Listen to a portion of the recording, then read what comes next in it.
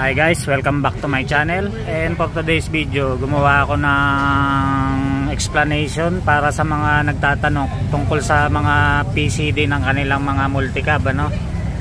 Doon sa mga naguguluhan sa kung anong PCD ba yung dapat nilang bilhin na spacer, kung gusto nilang mag-offset ng kanilang mga gulong sa kanilang multicab, ano?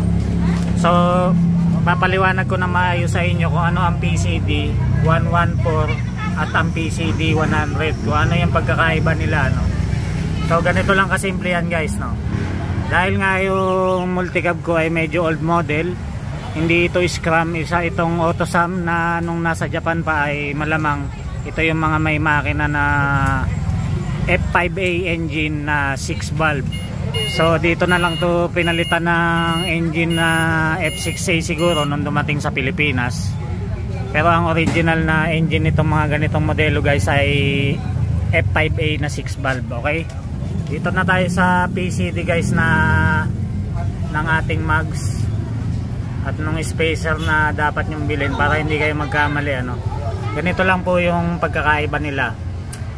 Ang PCD 114 guys ay ganito ang distansya niya mula sa isa't isa, medyo mas malayo, ayan. At ang PCD 100 naman po ay itong apat na to na medyo magkakalapit.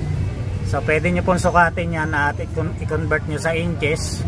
Kung millimeter ang pagkakasukat nyo, pwede nyo i-convert sa inches. Convert nyo sa Google, mag-Google kayo para hindi kayo magkamali. Okay? So ngayon, ang kinakabitan po ng spacer nito mula sa differential ay PCD 114 nga, ano? Tapos bumili tayo ng spacer na PCD 114 din para match sila mula sa differential hanggang sa spacer, eh magmamatch talaga yung spacer niya, no? So ngayon dito naman tayo sa mags. Yung mags po natin ay universal. Pwede po siya sa PCD 100, pwede din siya sa PCD 114, meaning kahit sa modelong sasakyan, kahit sa Scram o mga bagong modelo na kotse ngayon, mga Hyundai Ion, Toyota Wigo, eh malamang kasi puro PCD 100 na yung gamit nila, no? Itong mags natin ay universal, kaya pwede rin siya sa mga modelong sasakyan.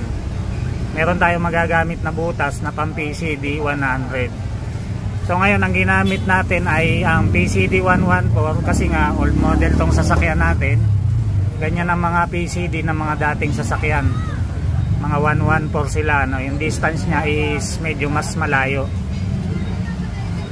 PCD 100, PCD 114. So para hindi kayo magkamali sa spacer na bibili nyo, kung mag-offset kayo ng gulong kagaya nito, mga nakalabas ang gulong nyan una at likuran, para hindi kayo magkamali sa spacer na bibili nyo, pwede nyo muna sukatin yung distance nyan. Pwede kayong manood sa YouTube para maliwanagan kayo ng gusto kung hindi kayo naliliwanagan sa aking explanation. So madali lang yan guys. So sukatin nyo lang yung distansya ng tornilyo kung gaano kalayo. Pag medyo mas malayo is PCD 114. Pag medyo mas malalapit ang distansya, PCD 100. Okay? Kasi kung bibili kayo ng spacer nyo, apat na piraso din yan, nasa 4,500 yata ang bili ko dyan. Kung magkakamali kayo sa clearance, yung PCD na bibili nyo, eh sayang naman yung pera nyo, ano? Kaya nga gumawa ako ng video para bago kayo bumili, eh mas maliwanagan nyo ng gusto. Okay? So yun lang guys, di ko na pagtatagalin ang aking video. Thank you all for watching. Paki-subscribe na lang po ang aking channel and God bless.